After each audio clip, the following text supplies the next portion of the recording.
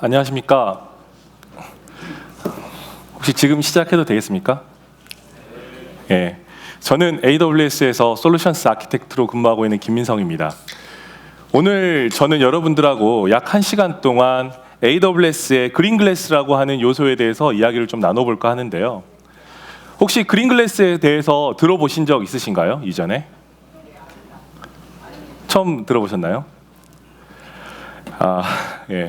저희 그린글래스는 AWS의 IoT와 함께 약 2년 정도의 시간을 자랑하고 있습니다. 다시 말하면 그만큼 많은 곳에서 쓰이고 있고 또한 굉장히 성숙한 서비스 중 하나라고 하는 거죠. 그러면 이 그린글래스라는 게 뭐냐? 그걸 먼저 말씀을 드려야 될 것 같은데요. 여러분들이 이미 익숙하게 클라우드를 기반으로 한 IoT 서비스에 대해서는 들으셨을 겁니다. 그리고 이 그린글래스라고 하는 거는요, 여러분들이 IoT를 이용함에 있어서 만약에 클라우드까지 커넥션을 위해서 왔다 갔다 하면 어떠신가요? 거기에 대한 라운드 트립 타임이며 다양한 요소들에 대해서 고민해야 될 사항들이 굉장히 많아지는 거죠. 그래서 저희가 그린글래스를 내놨습니다. 그린글래스라고 하는 거는 간단하게 설명드리자면 AWS IoT로 가는 게이트웨이 역할을 하고 있는 거지만 자체적으로 메시지 브로커의 역할을 할 수가 있습니다. 그렇기 때문에 AWS IoT까지 가지 않더라도 여러분 예를 들면 회사, 공장, 오피스, 홈 이 여기에 있는 모든 디바이스들이 서로 간에 커뮤니케이션을 할 수 있게 해주는 거죠. 그리고 거기에 더불어서 저희가 제공하는 서비스, 다시 말하면 그린글래스에서 제공하는 가장 키가 되는 두 가지의 서비스가 바로 람다와 ML 인퍼런스 기능입니다. 람다라고 하는 거는 단순히 이러한 게이트웨이들이 게이트웨이로서 역할을 한 것뿐만이 아니라 때에 따라서는 여러분들의 로직들을 수행할 수 있다는 거죠. 비즈니스 로직이 될 수도 있고 테크니컬한 리ኳ이어먼트에 의한 로직도 있을 수 있을 것 같습니다. 이런 것들을 굳이 IoT, 즉 인터넷 바운드로 넘어가서 IoT에서 실행하는 게 아니라 여러분들의 공장이나 홈, 오피스에 가장 가까운 지점에서 실행해 줄 수 있다는 겁니다. 그와 함께 보시는 것과 같이 ML 인퍼런스, 머신러닝을 위해서 여러분들이 트레이닝을 시켜서 만들어진 모델이 있지 않습니까? 그러면 이 모델을 가지고 인퍼런스, 다시 말하면 예측을 하게 되는데 그 예측을 함에 있어 역시 클라우드까지 가지 않고요, 가장 로컬에 있는 게이트웨이로부터 예측을 할 수 있게 해주는 이러한 기능들을 제공을 하고 있습니다. 하지만 오늘 저희가 물론 예전부터 그린글래스에 대한 소개는 드려왔지만 아무래도 오늘같이 좀 더 한 단계 더 들어간 내용은 처음일 것 같습니다. 그래서 먼저 제가 AWS의 IoT 그리고 IoT를 왜 쓰는가에 대해서 좀 정리를 하고요. 그와 함께 그린글래스를 설명을 하기 위해서는 여러분들이 사전에 알아야 될 것이 두 가지가 있습니다. 그중 하나가 바로 MQTT라고 하는 프로토콜이고요. 그 다음은 바로 디바이스 섀도우라고 하는 저희의 내부적인 네이티브한 피처인데요. 여기에 대해서 좀 설명을 드리도록 하겠습니다. 그리고 나서 그린글래스에 대해서 차근차근 들어가도록 하겠습니다. 혹시 여기 계신 분들 중에서 AWS IoT를 써보신 분이 계신가요?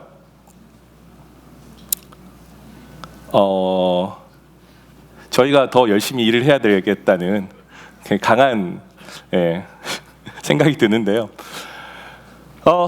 AWS IoT에 이미 익숙하시다라고 했을 때는 그린글래스에 접근하기가 굉장히 쉽습니다. 왜냐하면 그린글래스라고 하는 요소 자체는요, IoT의 서브셋이라고도 볼 수가 있거든요. 그래서 이러한 이제 IoT와 관련된 것들을 제가 좀 설명을 드리고 직접적으로 그린글래스로 들어가도록 할 건데요. 그 전에 우리가 IoT를 가지고 무엇을 할 수 있는지에 대한 이야기부터 좀 해야 될 것 같습니다. 왜냐하면 마치 IoT가 되게 되면 모든 게 다 해결이 되는 것처럼 많이들 이야기를 하고 있거든요. 하지만 우리가 좀 더 본질적인 거에 좀 접근해 볼 필요가 있어요. IoT라고 하는 거는 아주 심플합니다. 현재 일어나고 있는 일들에 대해서 알 수 있는 기술입니다. 그것도 디바이스가 어떠냐에 관계없이, 네트워크의 밴드위스가 어떠냐에 관계없이 현재 우리 주변에서 일어나고 있는 일들에 대해서 알 수 있는 기술이고요. 그와 함께 알고 있으면 뭐 하겠습니까? 그 데이터들을 기반으로 해서 우리가 분석을 하고 인사이트를 얻어서 때에 따라서는 디바이스에 명령을 제공할 수 있어야 되겠죠. 이러한 모든 것들, 이러한 기술들을 가장 쉽게 구현하는 게 바로 IoT라고 할 수 있는데요. 현재 AWS IoT는 이미 알려진 대로 LG전자의 띵큐라든지 혹은 여러분들이 만약에 코웨이의 공기청정기나 정수기와 같은 제품을 쓰고 계신다고 하면은 그걸 구매한 시점이 굉장히 오래됐다 하더라도 이미 AWS의 IoT의 고객이 되신 거나 마찬가지입니다. 이렇게 이러한 IoT의 기술들을 저희의 고객들이 이미 사용하고 계시는데요. 왜 이 IoT를 쓰게 됐느냐? 그 이야기를 좀 해볼 필요가 있어요. 간단하게 설명드리자면 이런 겁니다. 과거에는 우리가 제품의 하나의 박스 안에다가 기능을 많이 넣잖아요. 그러면 제품의 경쟁력이었습니다. 하지만 우리가 상상할 수 있는 기능들은 지금 굉장히 많이 발전해왔고 많은 기능들을 제공하고 있죠. 그렇기 때문에 이러한 어플라이언스 제조사들은 고객들에게 보다 높은 가치, 기능을 제공하기 위해서 바로 IoT라는 기술을 쓰게 되는 겁니다. 예를 들어 공기청정기를 쓴다라고 했을 때는 황사가 왔을 때 예를 들면 황사 알림을 준다거나 혹은 내기나 외기지를 비교해서 환기 알림을 준다거나 하는 기술들을 쓸 수가 있는 거거든요. 하지만 이러한 것들은 제품 하나에서 모두 다 해결할 수 있는 게 아니죠. 그와 연관되어 있는 외부의 정보가 필요한 거죠. 그리고 그 정보를 분석할 수 있는 인사이트가 필요합니다. 그렇기 때문에 우리가 익히 알고 있는 홈 어플라이언스 제품들이 많이들 IoT를 활용하고 있는 겁니다. 그런데 정작 중요한 건 이겁니다. 우리가 집중해야 될 부분은 뭐냐면 자, 내가 물건을 만들었어요. 그러면 내가 만든 물건이 고객한테 제공할 수 있는 밸류에 집중을 해야 되거든요. 하지만 이러한 기술들을 쓰다 보니까 백엔드에서 이것들을 수용할 수 있는 인프라스트럭처를 구현해야 된다는 거죠. 실제로 우리가 집중해야 될 거는 제품 그 자체를 향상시키고 밸류를 추가해야 되는데 그게 아닌 백엔드에 있는 인프라를 어떻게 하면 대부분 하둡 기반의 시스템들 많이 쓰십니다. 이런 하둡 시스템들을 잘 운영하고 관리할지에 대해서 고민을 해야 됐다는 겁니다. 그렇기 때문에 이러한 고민들을 좀 더 덜어버리는 차원에서 AWS IoT를 활용하게 되었고 더불어서 이전까지 고민했던 그런 모든 사항들은 이제는 디바이스 레벨까지 내려가서 디바이스의 가치를 추구하는 데 사용할 수 있었습니다. 이러한 가치 자체는요. 단순히 홈 어플라이언스에서 끝나지 않습니다. 지금 보시는 거는 AWS의 물류센터고요. 물류센터에서 IoT를 어떻게 활용하고 있는지에 대한 내용입니다. 자, 제가 이 자료를 좀 보여드린 이유는요. 아이디어 차원에서 말씀을 드리는 겁니다. 한쪽은 shipping 라벨을 붙이는 겁니다. 한쪽은 솔테이션이라고 해가지고 우리 물건들이 분류하잖아요. 분류기를 쓰는 건데요. 당연히 우리가 어떠한 가치를 추가하고자 할 때 디바이스를 넘어선 가치를 주기 위해서는 IoT를 쓰는 건 당연합니다. 하지만 이 아마존의 물류센터에서 볼 수 있는 것처럼 어떤가요? 각각의 업무 단위별로 서로 다른 형태의 IoT 시스템을 구성하고 쓰고 있는 걸 볼 수가 있거든요. 마치 하나의 거버닝하는 시스템이 아닌 겁니다. IoT라고 해서 큰 프로젝트라고 생각하지 마시고요. 내가 어떠한 가치나 밸류를 높이기 위해서 기술들이 여러 가지가 필요한데 그중 하나가 IoT인 거죠. 더불어 현재는 다양한 PLC 모듈들도 저희의 IoT를 지원하고 있고요. 오늘 소개해드리는 그린글래스 같은 경우에도 지원을 하고 있으니까요. 여러분들이 이러한 라인과 관련된 업무를 하고 계시다고 하더라도 큰 도움이 될 것 같습니다. 이에 관해서 저희 사례들 몇 가지를 좀 말씀을 드리면요. 발머시라는 회사는 제조회사입니다. 제조회사가 종이를 잘 뽑아내기 위해서는 균등한 품질을 제공하는 게 굉장히 중요하겠죠. 그래서 여러 가지 센싱 데이터를 수집을 하고 그걸 기반으로 해서 다양한 디바이스를 컨트롤하는데 AWS IoT를 쓰고 있고요. 와실라라고 하는 회사는 선박의 엔진을 만드는 회사입니다. 이 회사는 약 14,000여 척의 선박에 한 3,500개 정도의 35,000개 정도의 엔진을 납품했다고 하네요. 그런데 자, 배가 바다에 나가 있다고 생각을 해보시죠. 바다에 나가 있는데 고장이 납니다. 그럼 어떻게 될까요? 고치기가 굉장히 난처하겠죠. 그래서 배 같은 경우에는 이 항구에 들어왔을 때 바로바로 정비를 하고 고쳐줘야 되는 그런 요구사항이 있거든요. 그래서 예지 정비를 위해서 AWS IoT를 쓰고 있고 그 중에서도 그린글래스를 활용하고 있는 대표적인 사례라고 할 수 있을 것 같습니다. 이렇듯 AWS의 IoT는 굉장히 많은 분야에서 쓰이고 있습니다. 그리고 IoT로 할 수 있는 일들은 보시는 것과 같이 예측 정비를 필요한 다양한 것들을 할 수가 있는데 중요한 거는 내가 뭘 해야 되는지를 지정을 하게 되는 거고요. 그 다음에 IoT 기술을 갖다 놓는 겁니다. 그리고 만약에 레이턴시 이슈가 있다라든지 혹은 법률과 같은 이슈가 있다라고 하면 그때 그린글래스를 갖다 놓는 거죠. 이런 형태로 해서 여러분들이 목적을 잡고 밸류를 잡고 거기에 필요한 요소들을 지정을 하게 되면 아마도 IoT를 훨씬 더 잘 활용할 수 있을 것 같습니다. 다시 말하면 그 가치에 집중하라는 걸 먼저 말씀을 드리고 싶습니다. 자, 그런데 이 IoT가 기술적으로 구현하는 게 쉽지는 않습니다. 이미 말씀드린 것처럼 대부분의 경우 하드 베이스의 여러 가지 서비스 브로커들을 구현을 하고 계시는데요. 이런 것들을 운영하기가 쉽지가 않고요. 특히 IoT의 특성은 어떠냐면은 예를 들어서 황사라고 한번 생각을 해보시면 전국적인 범위에서 황사가 발생을 하게 되고 거기에 대한 알림이 나가야 되거든요. 그러면 이런 것들을 수용할 수 있는 인프라스트럭처를 만들고 구현하는 게 쉽지가 않다라는 거죠. 그렇기 때문에 이제 많은 고객분들이 AWS의 IoT를 쓰게 되는데 대략적으로 저희가 사용하고 있는 여러분들이 IoT를 구현한다고 했을 때 사용할 수 있는 컴포넌트를 제가 말씀을 드리도록 하겠습니다. 첫 번째는 IoT 코어입니다. 우리가 익히 하는 것처럼 디바이스가 연결되고 메시지를 받고 그다음에 메시지를 보낼 수 있는 역할을 하고 있습니다. 특히 굉장히 강력한 기능들은 들어온 메시지를 적절한 AWS의 백엔드 시스템에 라우팅해주는 역할을 이 IoT 코어 쪽에서 하고 있습니다. 다음으로는 디바이스 매니지먼트입니다. 제가 이런 내용들을 자세히 설명을 못하기 때문에 짧게만 짚을 건데요. 디바이스 매니저먼트는 눈에서 딱 보이는 것처럼 다수의 디바이스들을 온보딩 시키고 그리고 그 디바이스 중 문제가 있는 것들을 추려서 필요하다면 리커버리 할 수 있는 액션을 취해야 될 거 아니에요. 이런 모든 스텝들을 관리해 준 솔루션이 바로 디바이스 매니저먼트입니다. 다음으로는 디바이스 디펜서입니다. 디바이스 디펜서는 여러분도 이미 아시는 것처럼 IoT 띵이라고 하는 것은 자체적인 컴퓨팅 파워가 있습니다. 여기에 대한 보안에 대한 관리도 굉장히 중요한 요소거든요. 이런 것들을 해결해 주는 게 바로 디바이스 디펜서죠. 마지막으로 IoT 어널리틱스입니다. IoT 어널리틱스는요. 우리가 데이터를 분석을 한다고 했을 때 굉장히 많은 도구들을 이용해서 분석을 하게 되어 있습니다. 하지만 여기 계신 분들은 어찌 보면 IoT의 전문가라기보다는 나의 제품에 대한 전문가고 이 제품을 가지고 어떻게 인사이트를 얻어서 결과를 도출하냐에 대해서 굉장히 많이 신경을 쓰고 고민을 하셔야 되거든요. 그래서 저희가 띵에서 생성된 데이터들을 잘 필터링해서 다시 인리치한 다음에 분석 도구까지 넣는 이 시퀀스 자체를요. 적절한 이제 프로세스를 가지고 제품화 시켜놓은 게 바로 어널리틱스고요. 어널리틱스의 최종 단계에서는 세이지메이커, 다시 말하면 머신러닝과 연계가 되어 있습니다. 그래서 그런 머신러닝과 연계를 시켜서 예지 정비라든지 언노멀 디텍션과 같은 요소들도 여러분들이 구현해낼 수가 있습니다. 하지만 이 모든 것들은 제가 설명드린 바와 같이 인터넷 바운드로 동작을 해야 된다는 거였습니다. 그래서 저희가 세이지메이커를 내놓은 겁니다. 죄송합니다. 그린글래스를 내놓은 겁니다. 자, 쉽게 말하면 그린글래스가 있음으로 해서 우리는 어떤 효과를 얻을 수 있을까요?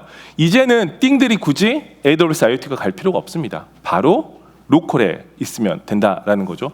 그렇기 때문에 레이턴시를 줄여줄 수가 있습니다. 다시 말하면 물리 법칙을 극복할 수 있다는 거죠. 두 번째로는 경제의 법칙에 대한 부분입니다. AWS IoT는요, 사용한 만큼, 즉 메시지를 송수신하고 띵이 붙어있는 만큼 비용이 발생하는데 우리가 생각을 해보시면은 대부분의 경우가 센싱 데이터라고 했을 때 굳이 이게 실시간으로 들어갈 필요가 있을까요? 만약에 실시간으로 들어갈 필요가 없다라고 하면은 이런 것들을 어그리게이션해서 보내게 된다고 하면은 주고받는 메시지의 숫자가 극명하게 줄어들 거거든요. 이런 형태로 해서 즉 게이트웨이를 통해서 이런 비용을 줄일 수 있는 기술들도 제공을 하고 있고요. 또한 여기에 대해서 또 한 가지 사례 말씀드리면 자동차 속도 같은 거 이야기할 수 있습니다. 자동차들 대부분 갈 때 어떤가요? 속도가 일정하잖아요. 그리고 뭔가 이벤트가 있을 때만 속도가 변합니다. 그랬을 때 IoT를 그냥 쓴다라고 생각해 보시면 초단위로 속도를 계속 찍어서 보내는 디자인을 아마 생각하실 거예요. 근데 좀 생각을 바꿔보자고요. IoT를 쓰다 보니까 메시지가 많아지면 비용이 많이 든다라는 그런 컨셉이 나오잖아요. 그럼 우린 이렇게 하겠다. 처음 속도를 기록을 하고요. 속도가 변하는 델타 값만 IoT에 보내주는 겁니다. 그렇게 하기 위해서는 띵에는 컴퓨팅 파워가 필요하겠죠. 그리고 그때 사용할 수 있는 요소가 바로 그린글래스가 되지 않을까 싶습니다. 마지막으로 지역법에 대한 부분들입니다. 때에 따라서 우리가 데이터를 클라우드로 보내지 못하는 경우도 있습니다. 그럴 경우에는 로컬에서 처리하고 로컬에서 저장할 수 있습니다. 이런 것들이 바로 그린글래스로서 여러분들이 해결할 수 있는 여러 가지 문제가 아닐까 합니다. 그렇다면 기본적인 요소인 게이트웨이로서의 기능들에 대해서 말씀을 드리겠습니다. 원래 IoT라고 한 게 나온 게요. 두 가지 목적을 모두 다 충족하기 위한 겁니다. 보시는 것처럼 머신과 머신 간의 통신 또는 이 머신과 머신 간의 통신하는 데 있어서 발생하는 메시지를 캡처를 해가지고 거기에 대한 비즈니스 로직을 돌리는 것들 이런 것들을 위해서 IoT가 나왔거든요. 보시는 것처럼 그린글래스는 자체적으로 이 보신 것 띵과 띵 사이에 메시지를 브로커할 수 있는 이런 기능들을 제공을 하고 있고요. 그런데 여기서 끝나면 안 되겠죠. 예.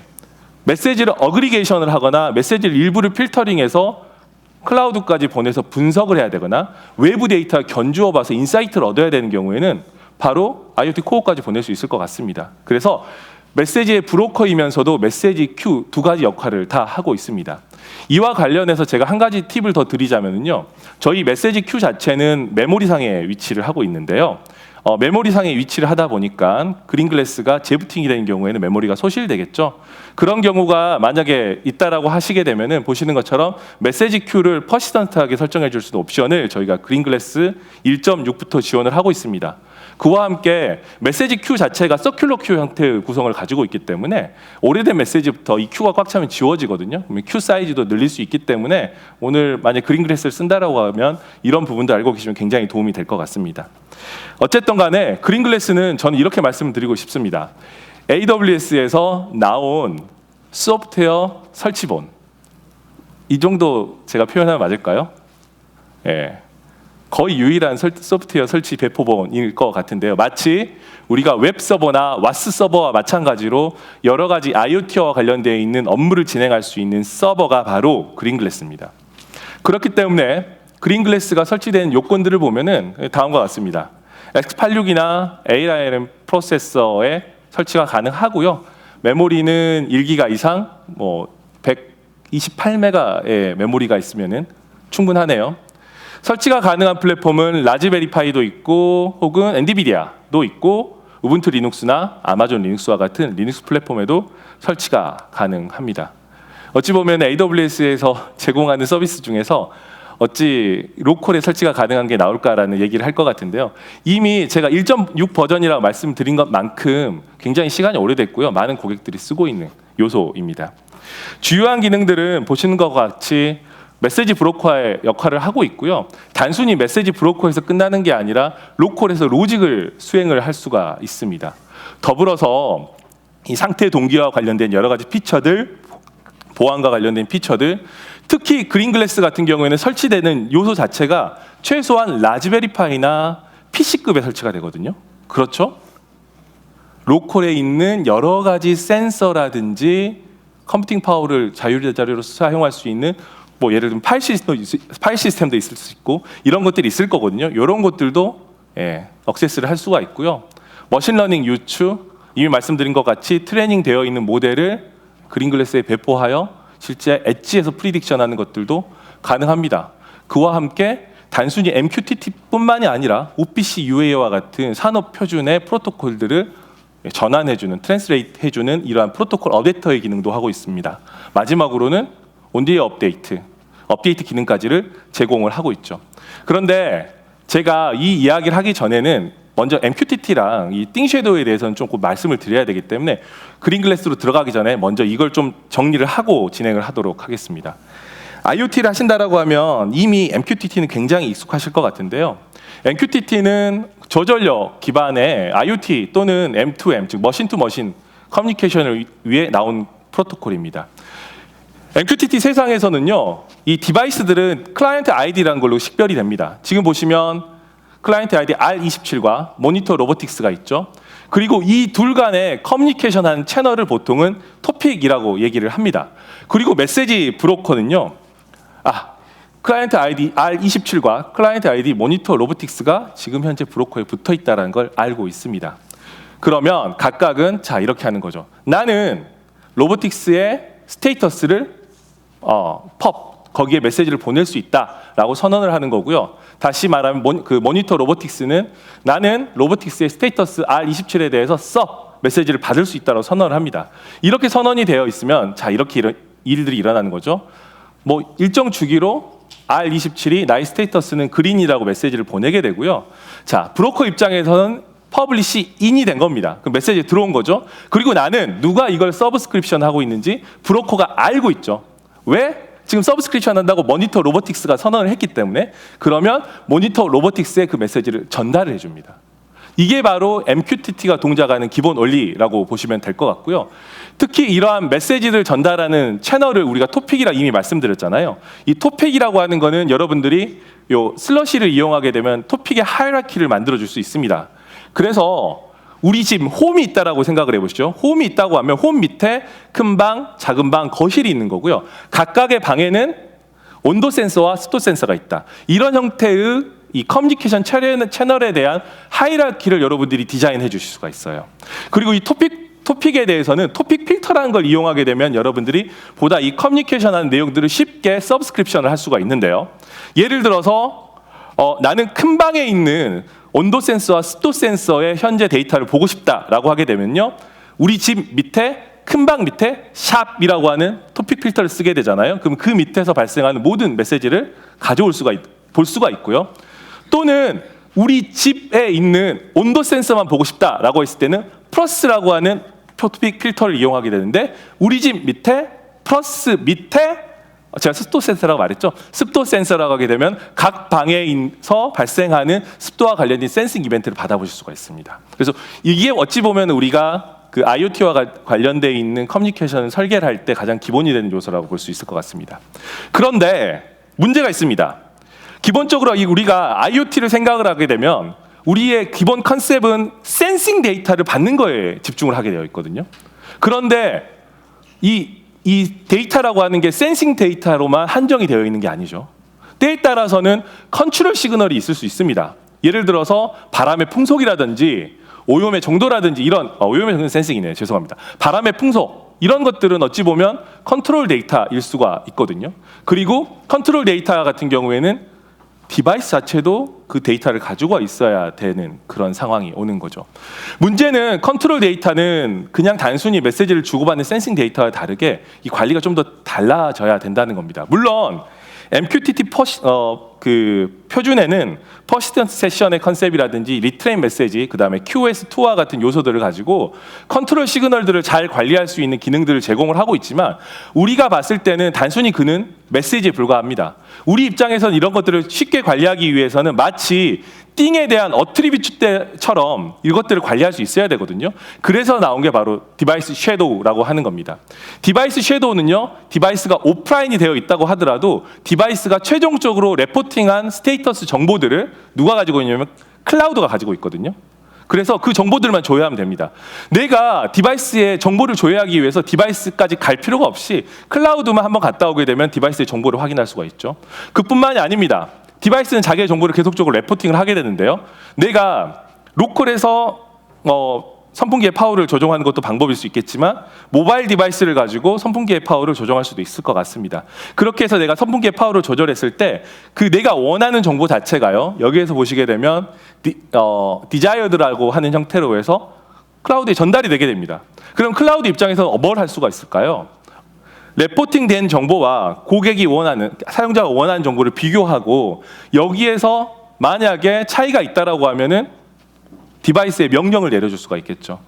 그렇게 해서 실은 이 디자이어드와 레포티드가 차이가 났을 때 델타라는 이벤트가 발생을 하고요. 띵에서 여러분들이 어플리케이션을 개발한다고 하면은 델타라고 하는 이벤트를 트랩해서 거기에 대한 정보로 띵의 정보를 업데이트하는 수준으로 개발을 해주시게 되면 우리가 알고 있는 디바이스의 상태 정보를 가지고 그것들을 컨트롤한 요소들을 굉장히 쉽게 만들 수가 있습니다. 특히나 QoS2를 쓰지 않기 때문에 실은 컴퓨팅 코스트에 대한 비용도 뚝 떨어지는 굉장히 큰 장점이 있고요.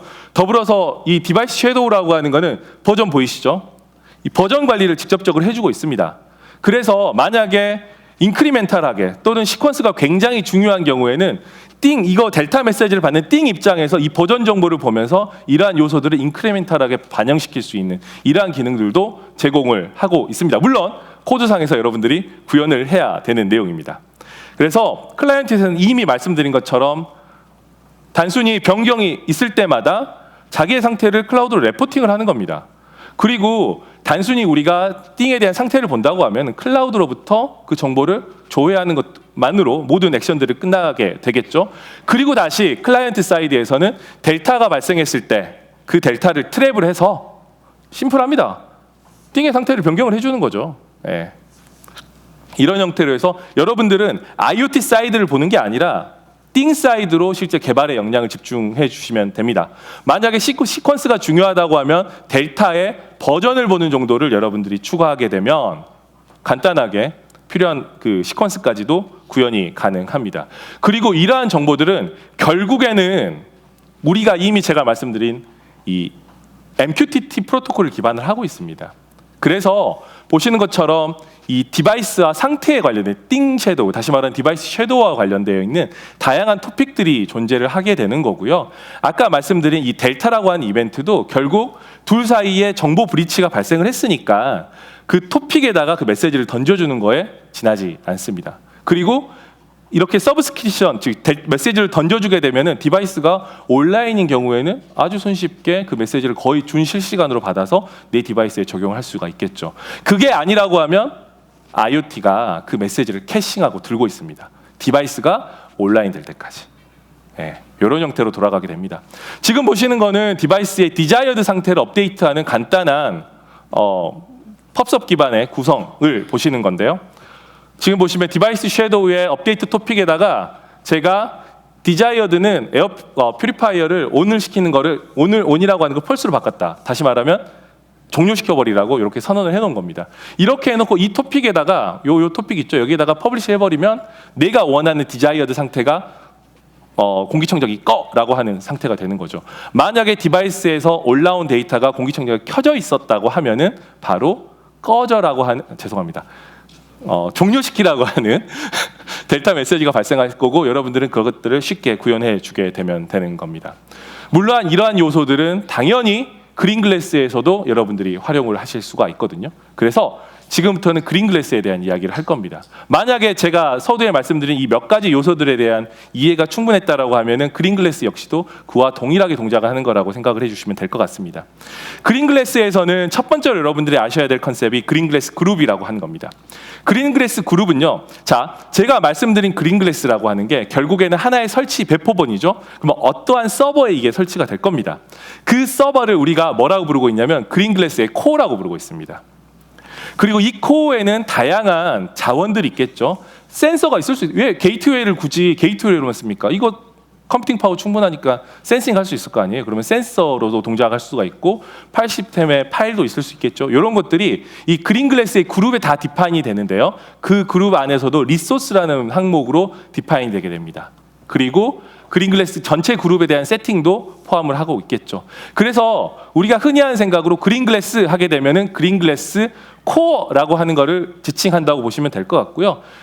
이후의 장표에서는 그린글래스 코어 약자로 GGC라고 부를 예정입니다. 그러면 다음으로 뭘 봐야 될까요?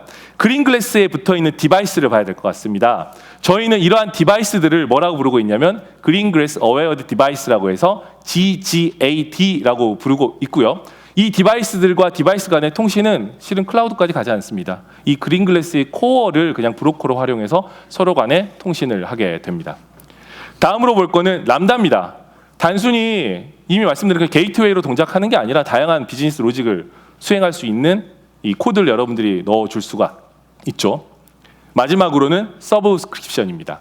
서브스크립션이라고 하는 거는 자, 디바이스와 디바이스가 서로 간에 브로커를 통해서 통신을 하시잖아요. 그런데 이 서로 간에 통신을 할 때 통신 채널들을 디폴트는요 다 드랍입니다. 제대로 된 통신 채널들 여러분들이 이 서브스크립션 항목에다가 선언을 해주셔야 되는데 거기에 대한 내용은 구체적으로 제가 뒤에 다루도록 하겠습니다. 그래서 가장 먼저 보는 게 그린글래스 코어고요. 이 중에서 여러분들이 집중해서 봐주셔야 되는 거는 코어의 엔드포인트에 대한 부분입니다. 그린글래스를 어웨어하는 디바이스는 보시는 것과 같이 코어의 엔드포인트에 접속이 가능해야 되겠죠. 왜 그럴까요?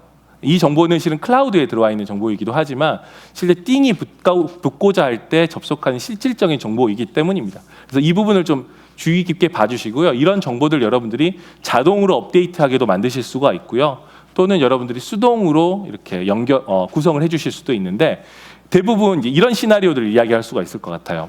그린글래스라고 하는 걸 놓고요. 실제 디바이스들이 있는 구역 자체는 프라이빗 네트워크입니다.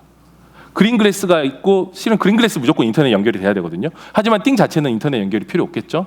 그럼 여기는 프라이빗 대역이고 여기는 퍼블릭 대역일 수가 있겠죠. 그러면 그린글래스는 엔드포인트 IP를 뭘 갖게 될까요? 바로 2개를 갖게 되는 겁니다. 왜?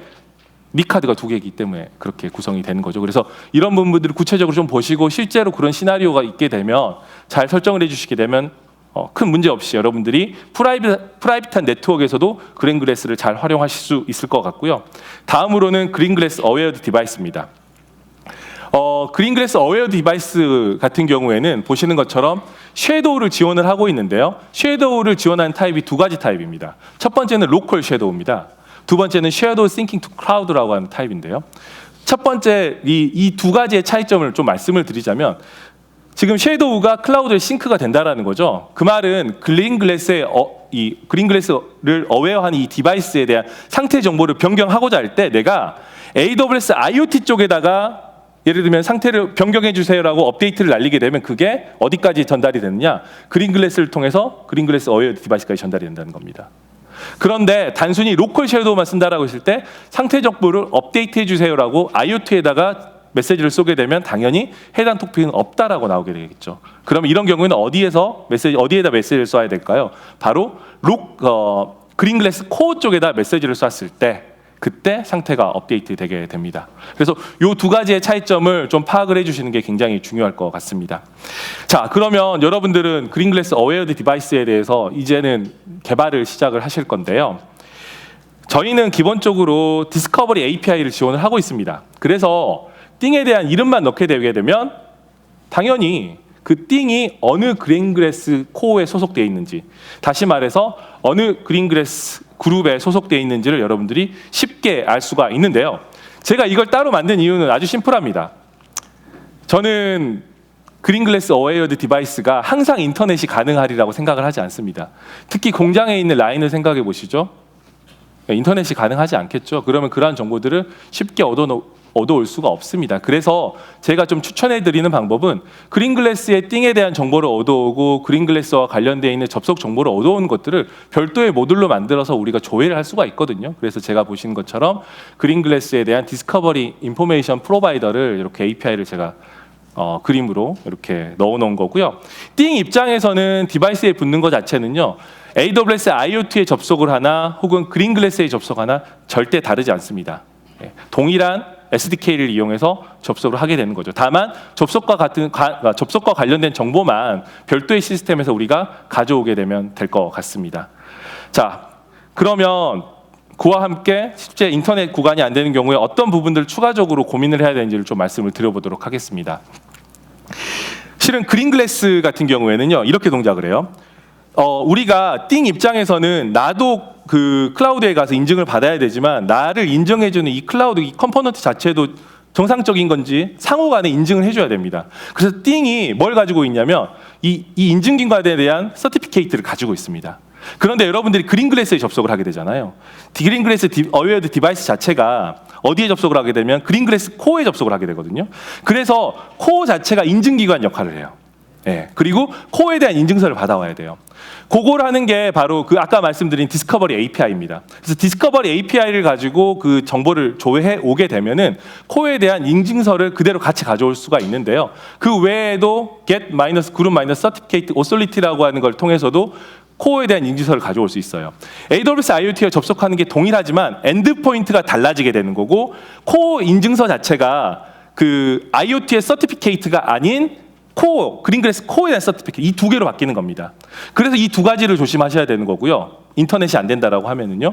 그리고 프라이빗 네트워크에서 적절하게 그린글래스 코어로 접속할 수 있게끔 이런 네트워크와 관련된 설정도 잘 해주셔야 되고 때에 따라서는 로컬 DNS 서버를 쓴다면 이것까지 관리를 같이 해주시면 됩니다. 더불어 그린글래스 코어 같은 경우에는 인증서 교체 주기가 7일이거든요.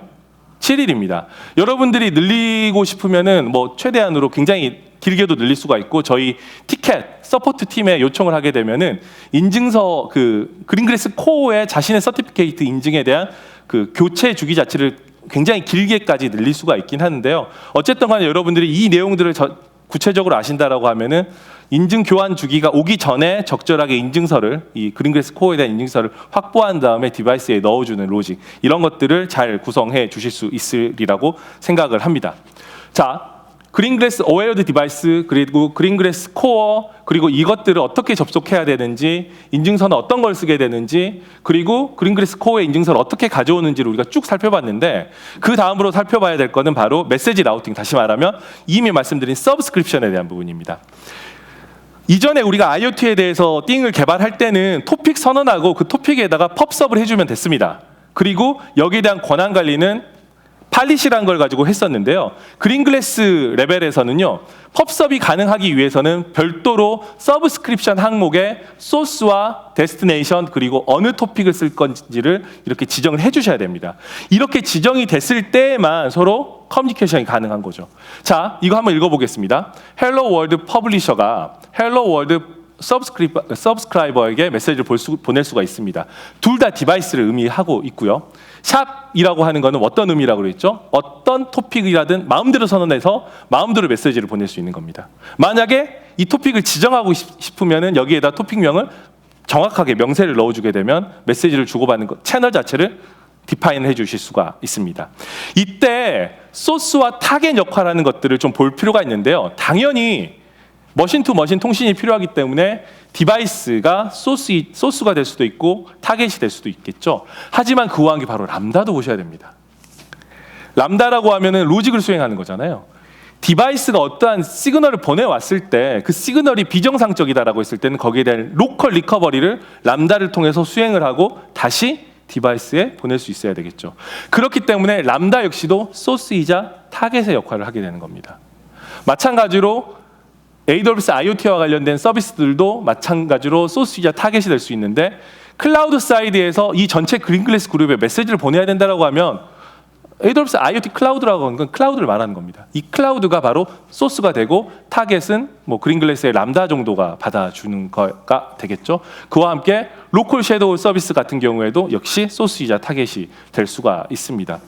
IoT 클라우드 같은 경우에는 만약에 내가 메시지를 필터링해서 클라우드에 보낸다고 하면은 그때는 IoT 클라우드가 타겟이 되겠죠.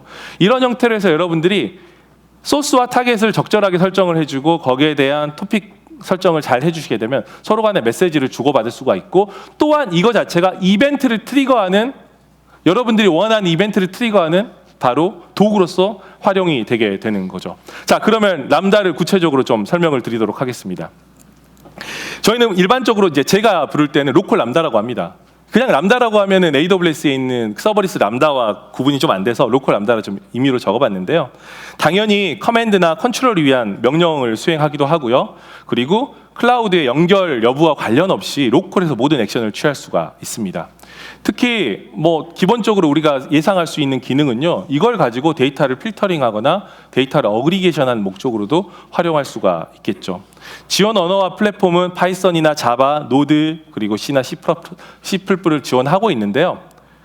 이거 로컬 람다라고 해서 사용하는 방법이 다르진 않습니다. 자, 보시는 것처럼 AWS의 람다에다가 내가 필요한 뭐 라이브러리 같은 거 필요하잖아요. 그러면 개발 코드와 해당 라이브러리들을 집으로 묶어서 업로드를 합니다. 한번 업로드가 끝난 이후에는 클라우드9 IDE를 가지고 쉽게 코드도 고칠 수가 있습니다. 그래서 이 AWS 람다에다가 업로드를 시켜 놓으시고요. 그 다음에 필요한 버전하고 뭐 알리아스는 옵션인데 이런 것들을 선언해 준 다음에 그린글래스 그룹의 컨피그레이션에 가서 해당 람다 펑션을 이렇게 등록을 해주는 이런 패턴으로 사용을 하게 되는 겁니다. 그러면 자, 람다를 사용한다라고 했을 때는 저는 이 얘기를 좀 드리고 싶어요. 단순히 이 람다를 쓴다고 했을 때 이 MQTT를 기반, 펍섭 기반으로 메시지를 인터페이싱 할 것이냐, 또는 만약에 AWS에 있는 다수의 서비스들을 직접 호출할 수 있다면 그렇게 사용할 것이냐, 이 두 가지를 구분해서 좀 말씀을 드리고 싶어서 굳이 이 내용을 넣었거든요. 그린글래스가 배포된 지점 자체는요, 라즈베리파이 또는 PC급의 머신입니다. 컴퓨팅 파워가 충분하다는 거예요. 그래서 게이트웨이 역할도 하고 있고 데이터를 보내줘야 되는데, MQTT의 특성이 어떠냐면 저전력에서 동작을 하지만 페이로드가 굉장히 작거든요. 그래서 예를 들어서 어떤 특정한 파일을 S3에 업로드를 해야 돼요. 왜 그걸 MQTT로 구현합니까? 잘라가지고요. 그럴 필요 없습니다. 그린글래스 쓰고 있으면 백엔드에 있는 이 로컬 람다 펑션에서 이런 데이터를 전송하거나 가져올 때 백엔드에 있는 AWS에 있는 서비스에 직접 붙어가지고 데이터를 쏠 수도 있고 받을 수도 있습니다. 람다 쓰는 거하고 다르지 않다라는 얘기를 제가 말씀을 드리고 있는 거고요. 이런 것들을 하기 위해서 과거에는 람다 코드 내에 API 키를 넣어줬어야 됐습니다. 하지만 저희가 그래서 토큰 익스체인지 서비스를 최근에 업데이트를 했는데요. 이 서비스라는 게 뭐냐면 바로 이런 겁니다. 그린글래스 자체에다가 롤을 할당을 하고요. 그 롤을 기반으로 해서 실제 AWS의 백엔드의 서비스와 커뮤니케이션을 할 수 있게 해주는 거죠. 이게 됨으로써 여러분들은 람다 코드 내에서 AWS 백엔드 서비스와 원활하게 통신을 할 수 있음과 동시에 굳이 내 람다 코드에다가 API 키와 같은 정보들을 넣어줄 필요도 없는 거죠. 심플하죠? 네. 그래서 저는 그린글래스를 활용함에 있어서 여러분들 어플리케이션, 람다 어플리케이션 개발할 때 MQTT를 태워야 될 그 트래픽들이 있습니다. 근데 그게 아니라고 하면은 AWS 백엔드를 쓰는 거를 일반적으로 우리가 활용하던 시나리오와 동일하게 쓰는 거를 좀 추천을 드리고 싶습니다.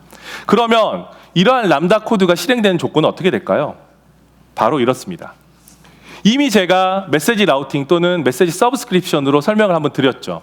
메시지 소스가 있고요. 메시지 타겟이, 소스와 타겟이 있고 여기에 대한 커뮤니케이션 가능한 토픽이 있다고 말씀을 드렸습니다. 람다 그 펑션이 호출되는 조건은 뭐냐면 어떤 원본이든 상관없습니다. 람다가 원본이 될 수도 있고 클라우드가 될 수도 있고 섀도우 서비스가 될 수도 있고 디바이스가 될 수도 있는데 이러한 것들이 람다가 서브스크립션 하고 있는 토픽에다 메시지를 쏘는 순간에 이 람다 펑션은 호출이 되게 됩니다. 예. 그래서 이런 형태로 호출이 되는 걸 좀 알아두시면 좋을 것 같고요. 자, 그와 관련해서 트리거하는 걸 한번 보도록 할까요? AWS, 이 그린글래스에서 동작하는 람다 역시도 일반적인 람다하고 동일합니다. 그래서 람다가 컨테이너가 실행이 되잖아요. 그러면 내가 트리거가 돼서 실행되는 구간 자체는 이 핸들러 구간입니다. 예. 이게 이제 두 가지 옵션이 있습니다. 하나는 컨테이너 하나를 실행시켜 놓고 계속 유지하는 방법이 있고 다른 하나는 호출이 되게 되면은 컨테이너를 만들어 가지고 실행을 시킨 다음에 요 안쪽에 있는 것들을 실행하고 일정 시간 기다린 이후에 다시 컨테이너를 디스토리하는 게 있는데 여러분들은 그린글래스는 두 가지 모두를 사용하실 수가 있고요. 그것과 관련해서 저는 핸들러 내에 실제 로직을 구현을 하는데 그 외에 초기화와 관련된 커넥션을 초기화하거나 전용 변수를 설정하는 이런 요소들 같은 경우에는 핸들러 바깥에다 선언하라고 말씀을 드리고 싶습니다. 특히나 커넥션 관련돼 있는 초기화 같은 경우에는 핸들러 밖에 있게 되면 핸들러가 호출이 됐을 때 다시 한번 핸들러를 만들 필요 없이 이미 만들어져 있는 핸들러를 재사용할 수가 있겠죠. 그래서 이런 것들 기존의 람다 쓰던 방식하고 동일하게 쓰시면 되고요.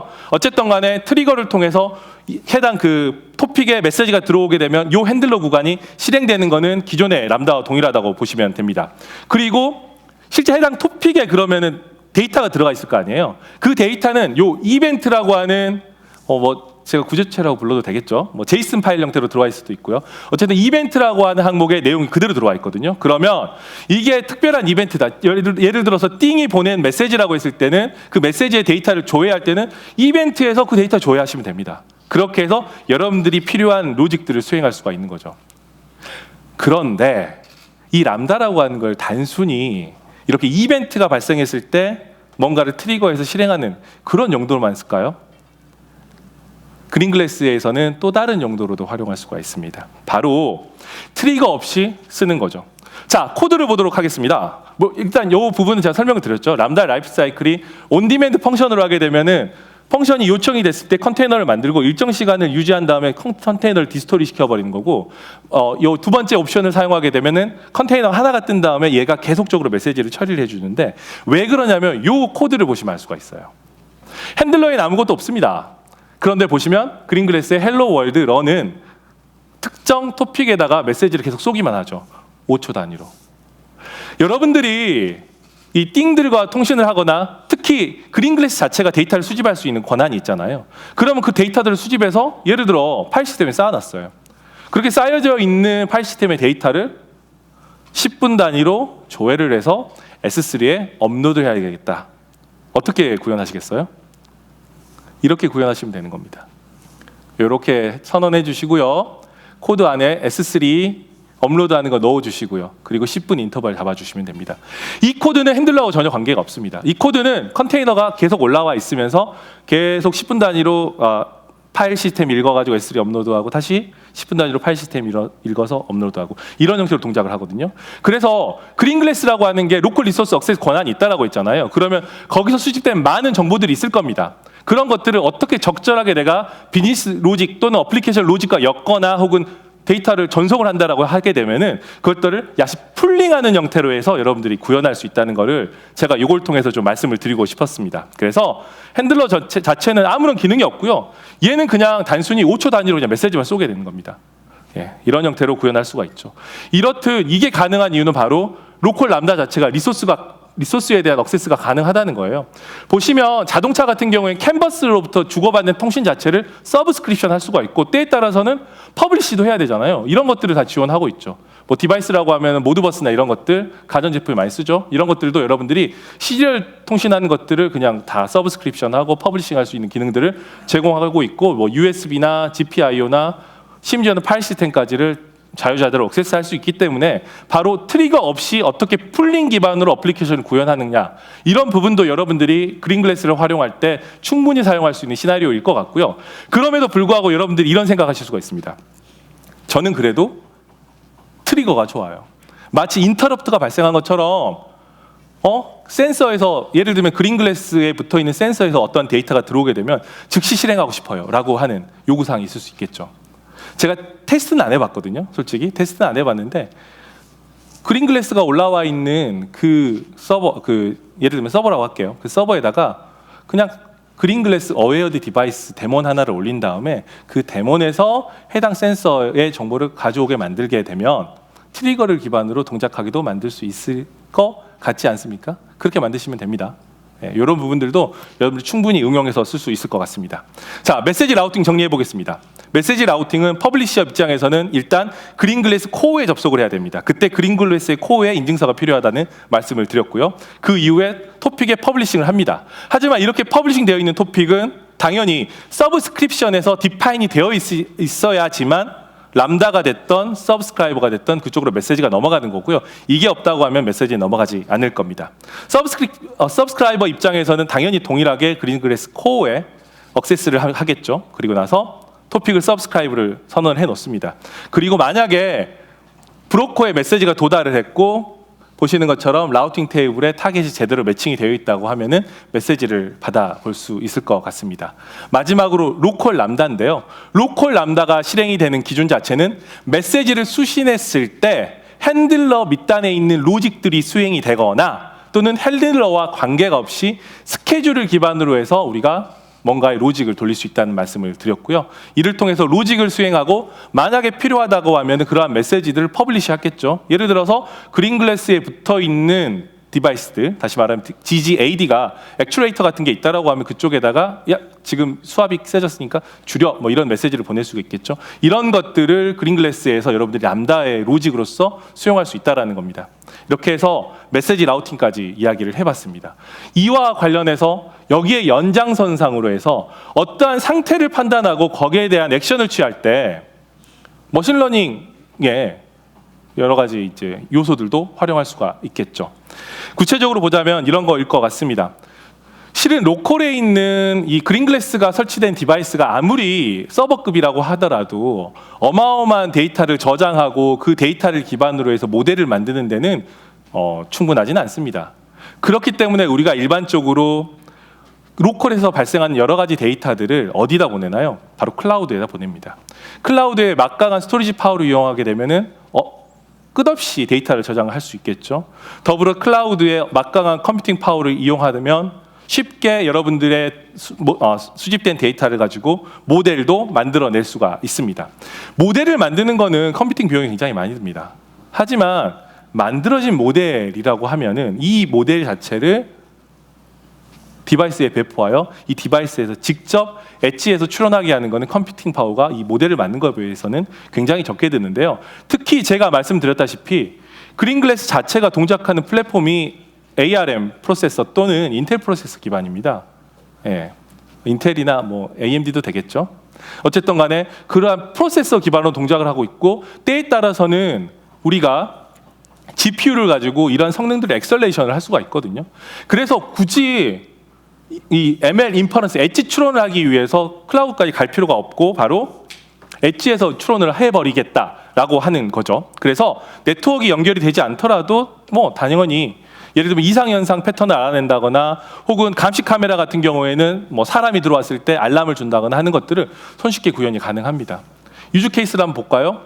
예, 충돌 회피를 한다거나 이미지를 인식하거나 음성이나 사운드 인식하거나 이상 탐지하는 이런 것들을 여러분들이 ML 인퍼런스를 가지고 구현을 해주실 수가 있겠죠. 저는 데모로 그 디바이스를 인식하는 거를 데모로 만들었고 이후에 좀 보여드릴 거거든요. 이런 것들을 인터넷이 끊긴 상태에서도 이 라즈베리 파이만 가지고도 이러한 모델을 돌릴 수 있는 환경을 만들어낼 수가 있습니다. 그 중에서도 만약에 이미 여러분들이 알고 계실 거예요. 단순히 라즈베리 파이에다가 필요한 그 ML 라이브러리 올리고 엣지 추론은 되는 거 아니냐라는 말씀을 많이 하시는데 문제는 우리가 만들어놓은 모델 자체가요. 지속적으로 업그레이드가 돼요. 그렇죠. 그리고 이 지속적으로 업그레이드된 것들이 손쉽게 엣지 쪽에 배포가 되고 동작을 하게 만들어줘야 되거든요. 이런 것들을 쉽게 할 수 있어야 된다는 거예요. 그래서 보시는 것처럼 디바이스의 모델 배포하는 화면인데요.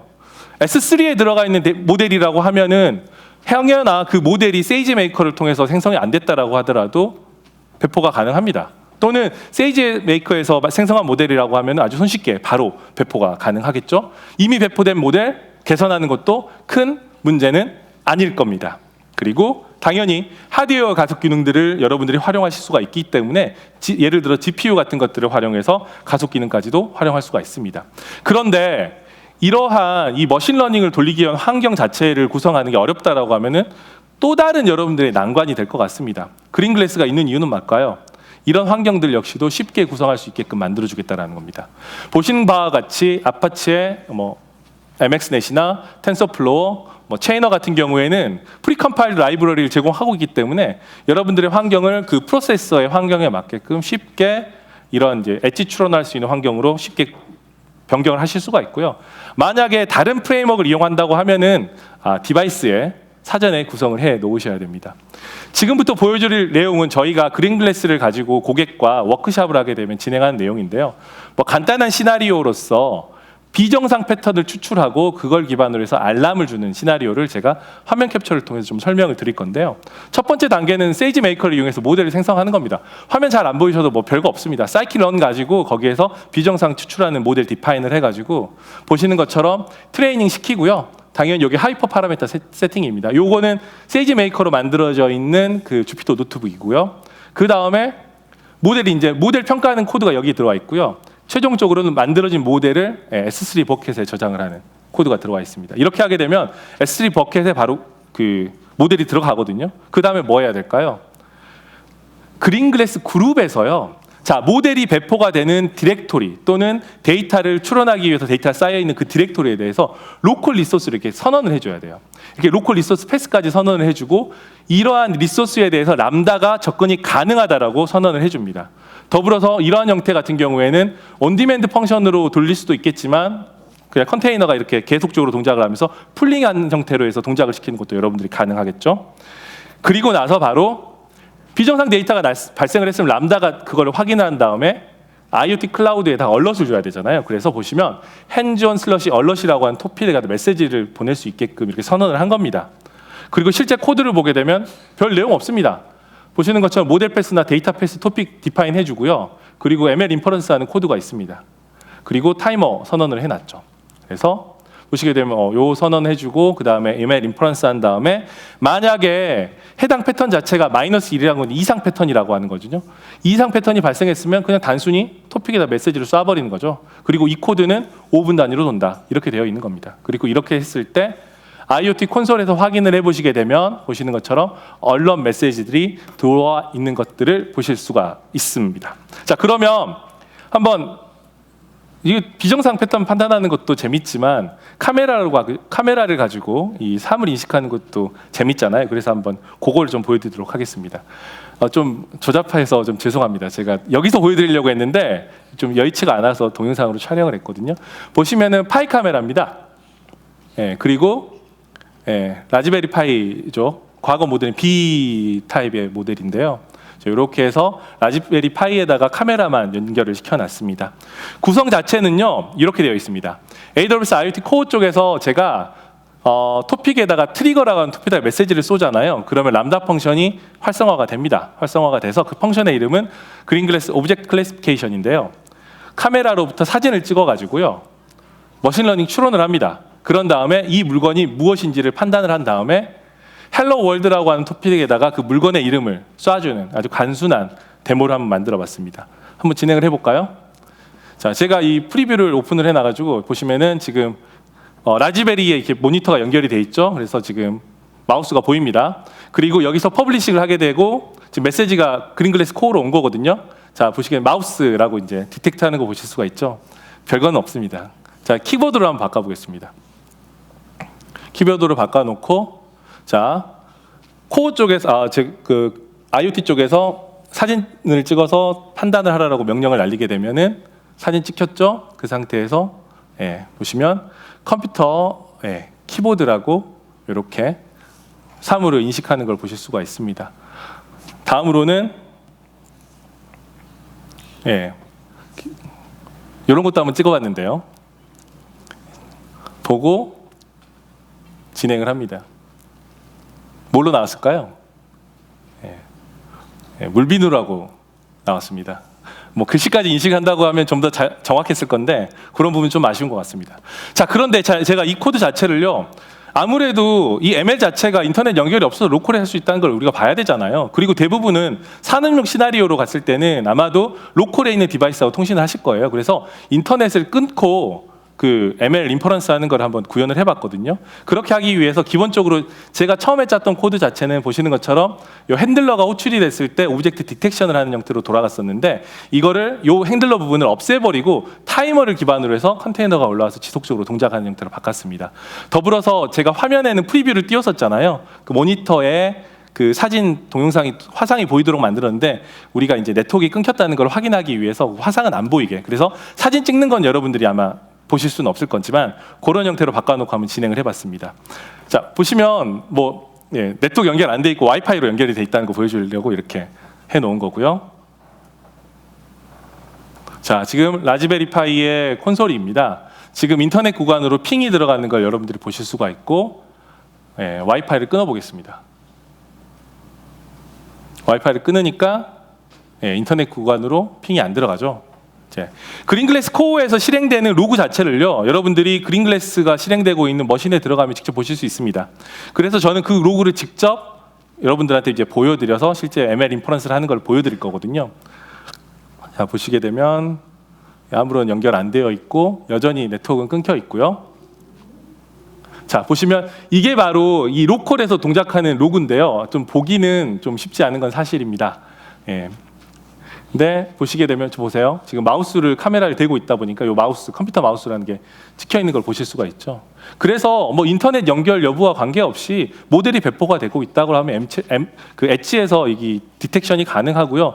여러분들이 알고리즘을 뭘 쓰고 모델을 뭘 쓰냐에 따라서 예를 들면 색깔 같은 걸로 불량 여부를 판별한다거나 하는 부분들, 그런 시나리오들 많이 고민하시잖아요. 혹은 그 패턴들을 본다거나 이런 것들에 여러분들이 충분히 활용할 수가 있습니다. 자, 저는 지금까지 해서 그 그린글래스와 관련되어 있는 요소들을 좀 살펴봤는데요.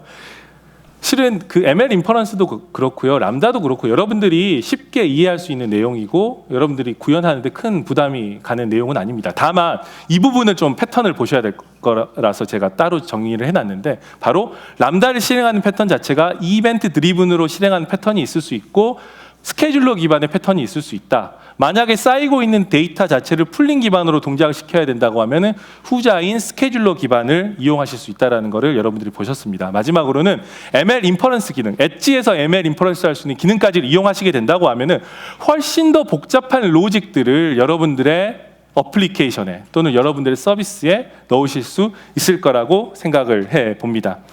저희는 그 AWS IoT와 관련되어 있는 다양한 이 정보들을 공유를 하고 있습니다. 그 중에서도 지금 보시는 내용은 유튜브의 동영상이고 특히 한글로 진행하는 동영상 정보들이거든요. 물론 AWS IoT와 그린글래스와는 관련이 없지만 여러분들이 그린글래스를 하기 위해서는 기본적으로 IoT부터 시작해서 그린글래스로 확장을 해주셔야 됩니다. 그래서 거기에 대한 참고 자료를 제가 정리를 해놨습니다.